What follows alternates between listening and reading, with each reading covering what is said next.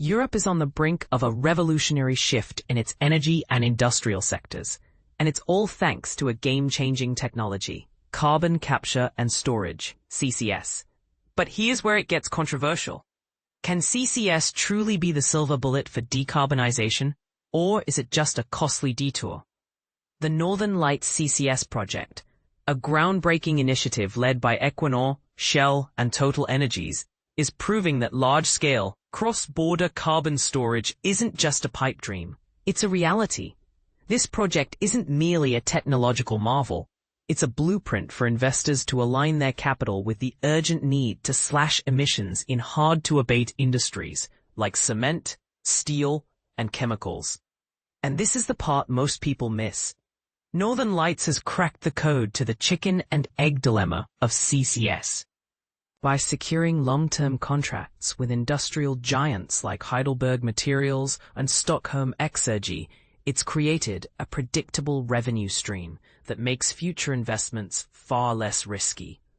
With a current capacity of 1.5 million tons of CO2 per year and plans to scale up to 5 million tons by 2028, the project is setting the stage for a scalable CCS industry.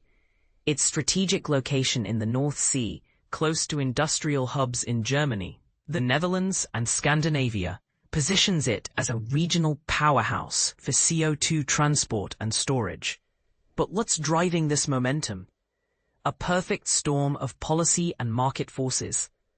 The EU's Clean Industrial Deal and Carbon Border Adjustment Mechanism, CBAM, are reshaping the financial landscape for emissions-intensive industries.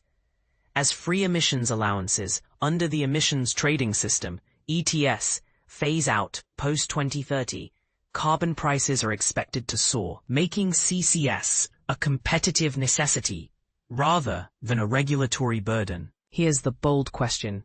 Are we ready to embrace CCS as the cornerstone of Europe's decarbonization strategy?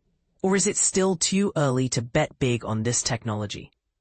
Investors are already taking notice. Energy giants like Equinor, Shell, and TotalEnergies are pivoting from traditional producers to carbon management leaders, pouring billions into CCS infrastructure. Equinor's stock resilience amid its low-carbon transition reflects growing investor confidence. Meanwhile, the EU's proposed CCUS strategy, modeled after its successful hydrogen strategy, aims to set concrete targets for storage capacity and transport infrastructure, attracting private capital. Member states like Denmark, the Netherlands, and Sweden are leading the charge, integrating CCUS into their national energy plans.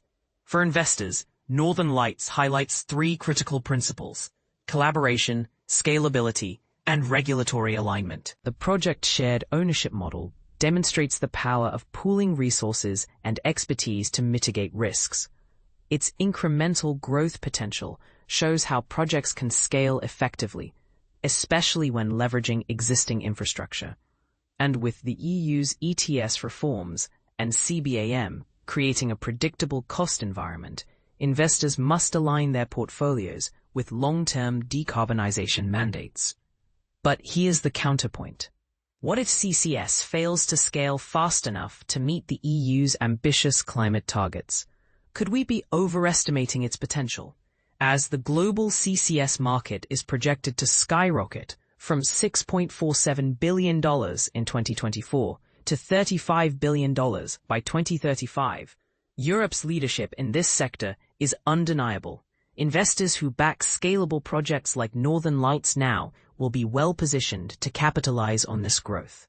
The question is no longer whether CCS is viable, but how quickly we can scale it. In Europe, the answer is becoming increasingly clear. What's your take? Is CCS the future, or just a costly experiment?